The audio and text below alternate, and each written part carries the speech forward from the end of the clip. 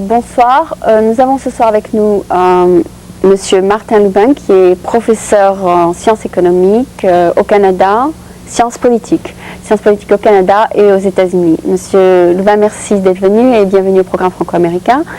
Pouvez-vous tout d'abord nous dire ce que vous faites aux États-Unis et au Canada? Ouais. J'enseigne en plein temps à l'Université de l'État de New York à Plattsburgh, qui n'y a que 64 000 au sud de Montréal. Je suis originaire montréalais. Je suis né au Canada.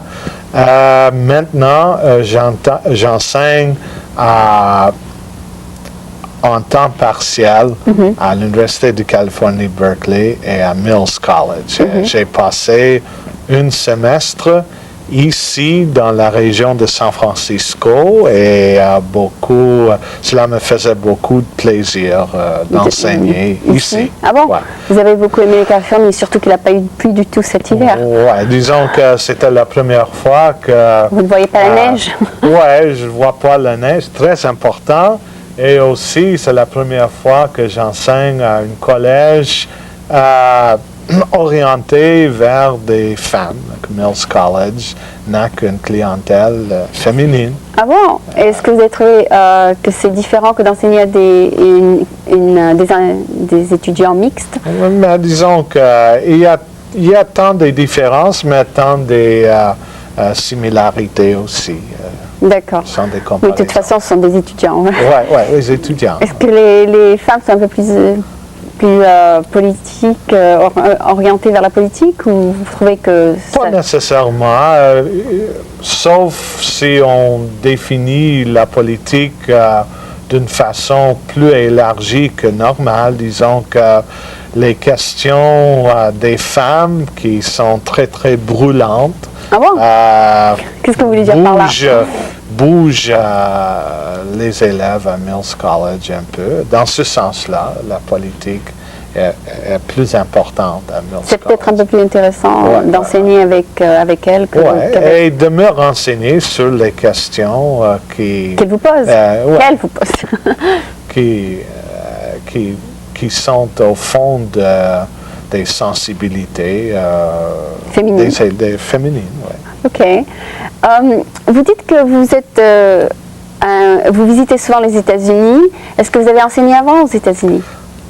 Oui, disons que j'ai poursuivi mes études supérieures à l'Université d'Illinois, dans le Midwest, et j'ai enseigné à Indiana aussi, à Terre Haute, dans le centre de l'État de l'Indiana, avant d'être embauché à l'Université de l'État de New York.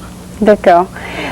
Je voulais parler, peut-être mentionner d'abord qu'aujourd'hui, nous sommes le 1er juillet, et comme vous dites, c'est une fête canadienne qui commémore la fondation, ou plutôt la formation du Canada. Ouais. Est-ce que c'est une fête que l'on pourrait comparer à la fête de l'indépendance ici? Oui, jusqu'à un certain point. Disons que l'indépendance du Canada n'a pas été atteinte jusqu'à 1931, et il y a plusieurs qui disent que le Canada n'a toujours pas indépendante parce que l'économie canadienne est misée sur celle des États-Unis. Plusieurs gens disent que c'est un peu trop la dépendance économique. Mais dans l'aspect constitutionnel, dans l'aspect juridique, on peut... Quand vous dites le 1er juillet plusieurs disent 1931 avec la mise en vigueur du statut de Westminster, et plusieurs autres disent 1982 après la mise en vigueur de l'Acte du Canada. C'était la réforme constitutionnelle appuyée ou soutenue par l'ancien premier ministre Pierre-Elliott Trudeau, et sans l'appui du Québec. Le Québec a refusé jusqu'à date de signer cet acte constitutionnel. Et c'est pour cette raison que Quand vous dites le 1er juillet, de quelle année? 1867. Ah, d'accord. 1867. Donc depuis 1867, le Canada est le Canada. Oui, est le Canada, mais... Et a regroupé toutes ces provinces, est devenu une fédération. Et par étape, est devenu plus autonome par rapport à Quelle est la capitale fédérale? Ottawa. Ottawa. Ok. Ottawa. Et vous avez dit qu'il y a une différence entre le fédéralisme canadien et ici. Oui, le fédéralisme canadien est plus décentralisé qu'ici aux États-Unis. Ça veut dire que cela rend au Québec des pouvoirs plus importants, par exemple dans le domaine de l'éducation, dans le domaine de la culture, dans le domaine de la langue. Chacun est assez indépendant. Indépendant, c'est un mot peut-être trop fort, mais plus autonome face au gouvernement central à Ottawa. Par exemple, au Québec, il doit y avoir un système d'éducation différent que celui d'Ottawa, c'est ça? Par rapport à Ontario. Ottawa, c'est la capitale fédérale dans la province d'Ontario. Probablement au Québec, vous enseignez beaucoup plus en français et en Ontario, vous enseignez seulement. Mais on a des systèmes anglophones publics au Québec aussi. Disons que la vaste majorité de la population du Québec sont francophones. Disons que cela est reflété par l'importance du réseau pédagogique francophone au Québec. Néanmoins, il existe aussi un réseau anglophone. D'accord, mais est-ce que leurs livres viennent de France, par exemple, au Québec? De plus en plus, de plus en plus. De l'éducation de France? Cela dépend du sujet, mais de plus en plus, surtout depuis les années 60, où le Québec est devenu... un État français, presque. Un État français, mais un État plus séculaire par rapport aux années avant 1960. Il y avait un processus de rattrapage par rapport au reste de l'Amérique du Nord dans le domaine de la bureaucratie, dans le domaine du bien-être social, dans le domaine de l'épanouissement économique du pays. Ok, ça s'est fait surtout par les Français, c'est ça? Oui, par les Français de plus en plus, même si la mainmise sur l'économie est restée sous parmi sous Ottawa, mais je dis même au Québec, les francophones étaient minorité économique. Ah bon, mais maintenant ils sont simultanément, ils étaient majorité démographique. Mais depuis la Révolution tranquille, depuis les années 60, la majorité démographique devient de plus en plus majorité économique. D'accord. Mais c'est un processus par étapes. D'accord. Je me suis un petit peu perdue ici. Vous avez dit que vous allez parler du fait français au Canada. Ouais. C'est le sujet de notre discussion aujourd'hui. Ouais. Alors, on va diviser ça en 3 parties. On va parler un petit peu du commerce, et ensuite l'éducation et le système un peu judiciaire et peut-être militaire. On parlera un petit peu de ça. Peut-être qu'on va commencer par le militaire parce que ça a l'air très important, étant donné qu'on vient de parler du fédéralisme. Est-ce que le Canada a un système de défense fédéral? Oui, on a un système de défense fédéral.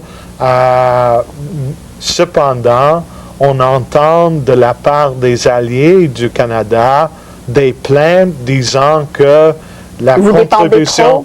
Non, parce que disant que la contribution canadienne est mince, selon les critiques. C'est-à-dire que vous n'avez pas une armée importante. Le Canada est membre de l'OTAN, par exemple. Le Canada collabore avec les États-Unis dans le NORAD. NORAD, c'est un regroupement bilatéral Canada-États-Unis pour la défense du continent nord-américain. Donc vous avez comme aux États-Unis service militaire, etc. Pas de la conscription depuis la fin de la Deuxième Guerre mondiale, pas d'enregistrement, pas un système d'enregistrement des jeunes des 18 ans, comme ici aux États-Unis. Et comme en France, pas du tout. Oui, pas du tout. D'accord, donc comme en France et aux États-Unis, vous n'êtes pas obligé de faire un service militaire, c'est ça? Non. D'accord. Il n'y a aucune obligation. Est-ce que vous avez, par exemple, l'Air Force, est-ce que vous avez les différentes sections comme ici, c'est-à-dire l'armée, Mais disons que la nature de la bureaucratie militaire au Canada est très tout à fait- détendue. Oui. Non, est tout à fait différente. Ça veut dire les forces sont unifiées. La structure bureaucratique unifie les diverses forces militaires canadiennes, la marine, l'avion et L'armée, les l'armée. troupes, les soldats troupes. sur terrain. Ouais. D'accord. Donc, vous comptez beaucoup sur les États-Unis d'une manière indirecte pour la défense. Oui, disons que c'est très évident que le Canada, disons la population du Canada est 25,5 millions et en calculant 25 millions et demi, oui. en calculant l'équilibre des forces sur le plan mondial, la contribution canadienne ne pourrait être que très, très modeste. Est-ce que votre native, votre langue maternelle est le français ou l'anglais? Ah, c'est l'anglais. Ah, je peux voir C'est ça. l'anglais. D'accord, parce que de temps en temps, vous... Ouais, Ok. ouais. Donc, on va parler des trois parties dont on devait parler. On va parler un petit peu du commerce. Vous avez dit que c'est un sujet dont vous avez fait beaucoup de recherches. Ouais. Est-ce que le commerce avec les États-Unis au Canada est beaucoup plus important qu'avec la France? Oui, de loin. De loin De loin plus et avec important, l'Europe? même si et l'Europe. Disons que le Canada est le partenaire économique le plus important, même les échanges commerciaux entre le Japon et les États-Unis Qui est très important. ne dépassent pas celle entre les États-Unis et le Canada. D'accord. Disons que le volume des échanges commerciaux entre les États-Unis et le Canada nombre au moins 150 milliards de dollars D'accord. en devises canadiennes. Ça veut dire 130, 135, 140 milliards de dollars en devises américaines. D'accord. Et entre la France et l'Europe, c'est beaucoup moins. Beaucoup moins. Et c'est pour cette raison que Les liens entre la Président France et Reagan et Premier ministre Mulroney ont négocié un accord libre-échange et maintenant Comme, c'est au Congrès américain d'approuver. Comme le CE, c'est ouais, et c'est pas encore certain si la cloche politique américaine va biffer cette initiative. C'est maintenant devant le Congrès américain. Est-ce que vous importez plus que vous exportez ou bien c'est opposé? Normalement, c'est le Canada qui bénéficie, mais parfois les Américains. Mais il faut rendre compte aussi des investissements massifs américains dans l'économie canadienne et aussi per capita, je souligne per capita, des investissements massifs canadiens dans l'économie américaine. Ok. On va passer à l'éducation parce qu'il nous reste que quelques minutes. Pour l'éducation, vous avez déjà dit que les livres viennent de France pour le Québec, mais pouvez-vous nous faire une petite comparaison pouvez-vous nous parler un petit peu d'éducation au Canada? Mais disons que l'éducation est sous la juridiction des provinces. C'est l'article 93 dans la Constitution canadienne. Et disons que les réseaux anglophones au Canada font des importations des États-Unis. C'est très évident. Donc il y a beaucoup d'influence. Mais il y a une industrie des livres pédagogiques au Québec qui fait la concurrence contre l'industrie des livres pédagogiques française. Ah, Non, d'accord. française. Ah, d'accord, il y a Mais deux. nous parlons du réseau francophone au Bien Québec. sûr, bien Alors, sûr. les hommes d'affaires dans ces industries liées à l'éducation font souvent la concurrence et on voit la présence multinationale française au Québec dans cette industrie, comme Édition Stanké, par exemple. Oui. On a des succursales au Québec. D'accord. OK? Et vous vendez vos livres aussi en France, sûrement? Ça veut dire que, oui, on fait l'exportation, l'importation, mais disons que c'est pas toujours un lien harmonieux. Ça veut dire les hommes d'affaires parcourent leur chemin et ils luttent pour des marchés. Et le Québec pose un marché modeste pour les entreprises, pour les écrivains français ou pour l'industrie des livres français, industrie des films. Mais parfois, on voit une certaine concurrence entre les Québécois francophones et leur contrepartie française. D'accord. Dans ces domaines culturels. D'accord, très bien. Et on va vite passer à la partie judiciaire parce que ça m'intéresse assez. Quel est le système judiciaire au Canada? Est-ce que vous utilisez le système français ou américain ou britannique? C'est plus penché vers le système anglo-américain. On a au Canada une Cour suprême qui essaie de déterminer la juridiction précise des deux paliers gouvernementaux, ça veut dire le palier fédéral et le palier provincial. Okay. Provincial. Et aussi, on utilise la loi britannique dans le domaine criminel, sauf au Québec, on utilise le code civil d'après Napoléon, le code civil français. Okay.